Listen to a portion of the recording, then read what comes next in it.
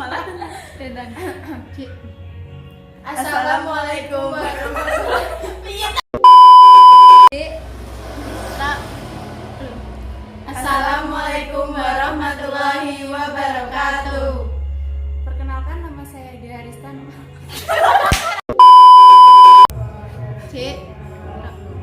Assalamualaikum warahmatullahi wabarakatuh. Assalamualaikum warahmatullahi wabarakatuh. Hai teman-teman, kami dari kelompok Abu Bakar Ashidik akan menjelaskan tentang materi mawaris yang beranggotakan Saya Dia Arista, nomor absen 13. saya Liona Firdanestia, nomor absen 20. Saya Anissa Fitri, nomor absen 8. Saya Aditya Permana, nomor absen 1. Saya Yuni Lestari, nomor absen 35.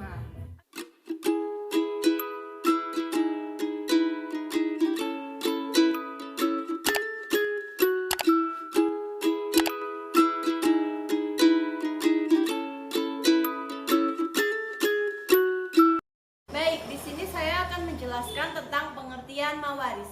Dalam hukum waris Islam, setiap pribadi baik laki-laki maupun perempuan berhak memiliki harta benda dari harta peninggalan. Nah, mawaris merupakan serangkaian kejadian mengenai pengalihan pemilikan harta benda dari seseorang yang meninggal dunia kepada seseorang yang masih hidup. Warisan dalam bahasa Arab disebut al-miras, merupakan bentuk masdar atau infinitif dari kata warisa, yarisu, irsan, mirasan, yang berarti berpindahnya sesuatu dari seseorang kepada orang lain atau dari suatu kaum kepada kaum lain.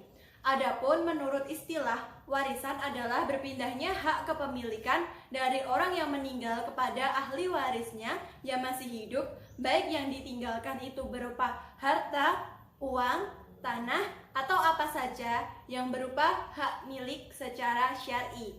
Ilmu mawaris biasa disebut ilmu faraid, yaitu ilmu yang membicarakan segala sesuatu yang berhubungan dengan harta warisan yang mencakup masalah-masalah orang yang berhak menerima warisan, bagian masing-masing, dan cara melaksanakan pembagiannya, serta hal-hal yang lain yang berhubungan dengan ketiga hal tersebut. Dasar-dasar hukum waris. Yang pertama, berdasarkan Al-Quran dan hadis Rasulullah SAW, mewariskan di antara kaum muslimin hukumnya adalah wajib. Ayat Al-Quran yang mengisyaratkan tentang ketentuan pembagian harta warisan, salah satunya adalah Quran Surat An-Nisa ayat 7. Yang kedua adalah As-Sunnah. Yang pertama, didasari pada hadis dari Ibnu Mas'ud. Dari Ibnu Mas'ud, katanya, bersabda Rasulullah SAW, pelajarilah Al-Quran dan ajarkanlah ia kepada manusia, dan pelajarilah Al-Faraid dan ajarkanlah ia kepada manusia. Maka sesungguhnya aku ini manusia yang akan mati, dan ilmu pun akan diangkat. Hampir saja nanti akan terjadi dua orang yang berselisih tentang pembagian harta warisan dan masalahnya. Maka mereka berdua pun tidak menemukan seseorang yang memberitahukan pemecahan masalahnya kepada mereka. Hadis riwayat Ahmad. Didasari dari hadis dari Abdullah bin Amr bahwa Nabi SAW bersabda, ilmu itu ada 3, dan yang selain yang 3 macam itu sebagai tambahan saja. Ayat Muhammad, sunnah yang datang dari Nabi, dan faraid yang adil. Jadi, berdasar kedua hadis tersebut, mempelajari ilmu faraid adalah fardu kifayah. Syarat-syarat mendapat warisan. Yang pertama, tidak adanya salah satu penghalang dari penghalang-penghalang untuk mendapat warisan. Yang kedua, kematian orang yang diwarisi, walaupun kematian tersebut berdasarkan vonis pengadilan. Yang ketiga, ahli waris hidup pada saat orang yang memberi warisan meninggal dunia. Sebab-sebab menerima harta warisan. Yang pertama, nasab atau keturunan, yakni kerabat, yaitu ahli waris yang terdiri dari bapak atau orang yang diwarisi atau anak-anaknya beserta jalur ke sampingnya, saudara-saudara beserta anak-anak serta paman dari jalur bapak serta anak-anak mereka. Yang kedua, pernikahan, yaitu akad yang sah untuk menghalalkan berhubungan suami istri walaupun suaminya belum menggaulinya serta belum berdua dengannya. Yang ketiga, wala, yaitu seseorang yang memerdekakan budak laki-laki atau wanita.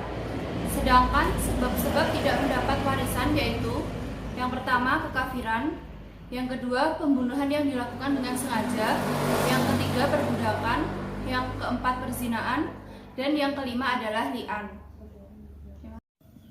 Selanjutnya yaitu ketentuan pembagian harta warisan menurut ahli waris zawil furud. Yang pertama yaitu mendapat setengah bagian. Yang pertama, suami. Jika istri yang meninggal tidak ada anak laki-laki, cucu perempuan, atau laki-laki dari anak laki-laki. Yang kedua, anak perempuan. Jika tidak ada saudara laki-laki atau saudara perempuan. Yang ketiga, cucu perempuan. Jika sendirian tidak ada cucu laki-laki dari anak laki-laki. Yang keempat, saudara perempuan sekandung. Jika sendirian tidak ada saudara laki-laki, tidak ada bapak, tidak ada anak, atau tidak ada cucu dari anak laki-laki. Yang kelima, saudara perempuan sebapak sendirian, tidak ada saudara laki-laki, tidak ada bapak atau cucu laki-laki dari anak laki-laki. Yang kedua yaitu mendapat seperempat bagian. Yang pertama yaitu suami. Jika istri yang meninggal tidak memiliki anak laki-laki atau perempuan dari anak laki-laki. Yang kedua yaitu B, istri. Jika suami yang meninggal tidak memiliki anak laki-laki atau cucu laki-laki atau perempuan dari anak laki-laki. Yang ketiga yaitu pembagian yang mendapat 1/8 bagian. A. Yang berhak mendapatkan bagian 1/8 adalah istri jika suami memiliki anak atau cucu laki-laki atau perempuan dari anak laki-laki. Jika suami memiliki istri lebih dari 1/8 itu dibagi rata di antara semua istri. Yang keempat yaitu pembagian yang mendapat 2/3. A. 2 anak perempuan atau lebih jika tidak ada anak laki-laki. B. 2 cucu perempuan atau lebih dari anak laki-laki sehingga tidak ada anak laki-laki atau perempuan sekandung. C. 2 saudara perempuan sekandung atau lebih jika tidak ada saudara perempuan sebapak atau tidak ada anak laki-laki atau perempuan sekandung atau sebapak. Yang D. 2 saudara perempuan sebapak atau lebih jika tidak ada saudara perempuan sekandung atau tidak ada anak laki-laki atau perempuan sekandung atau sebapak. Yang kelima yaitu pembagian warisan 1/3 bagian.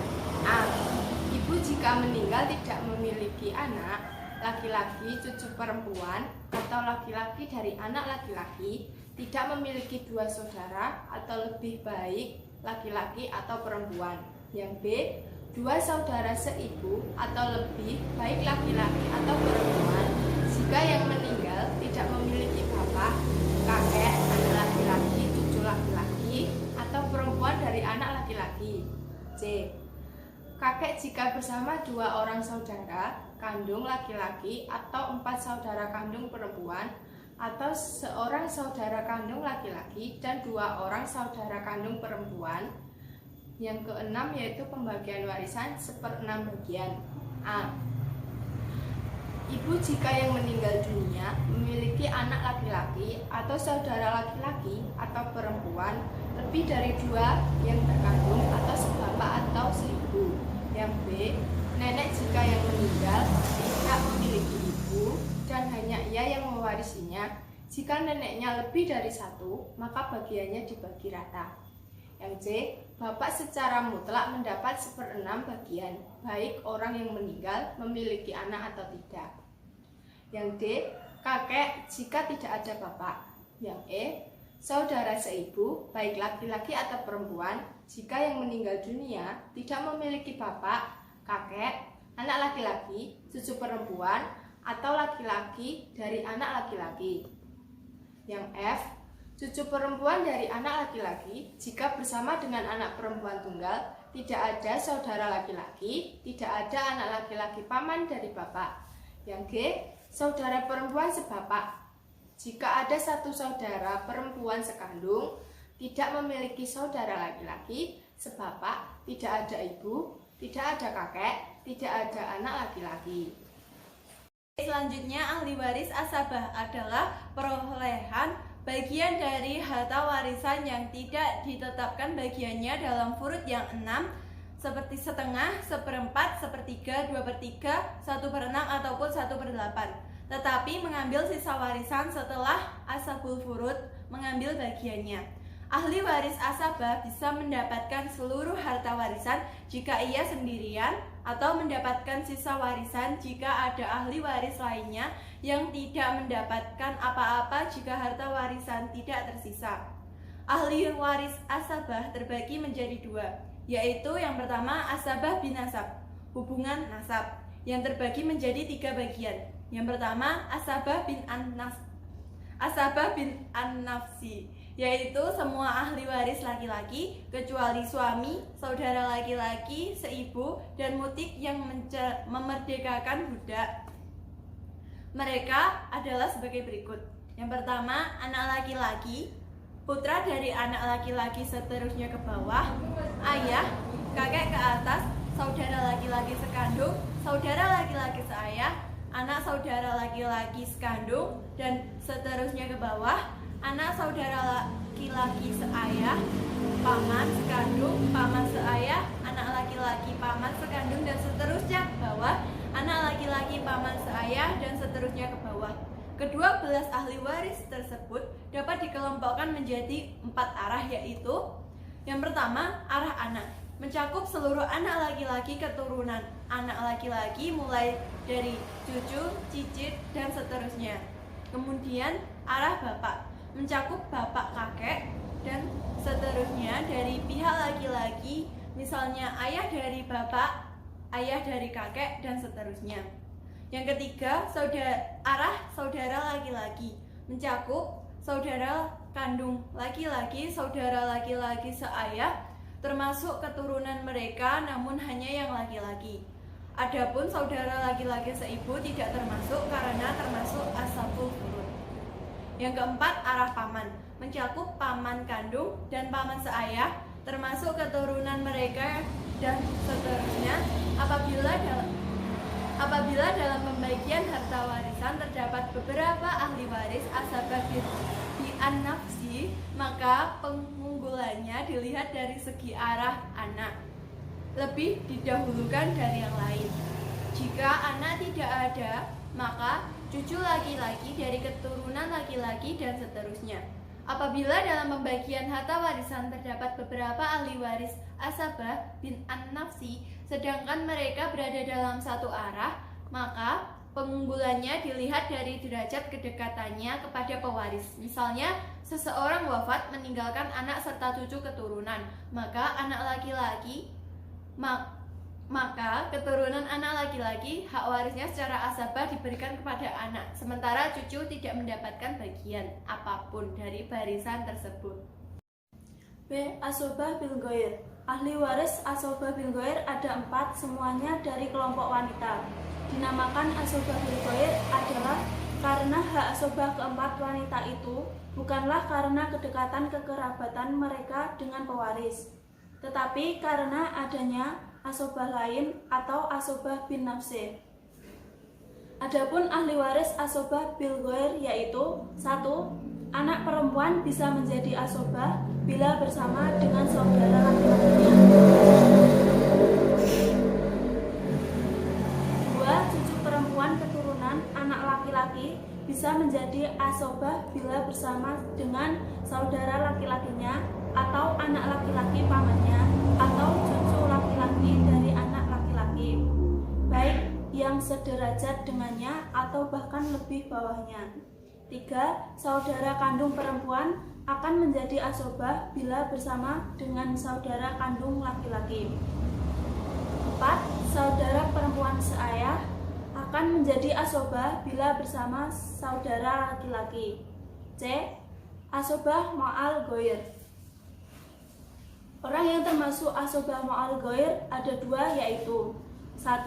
Saudara perempuan sekandung 1 orang atau lebih berada bersama dengan anak perempuan 1 atau lebih, atau bersama putri dari anak laki-laki 1 atau lebih.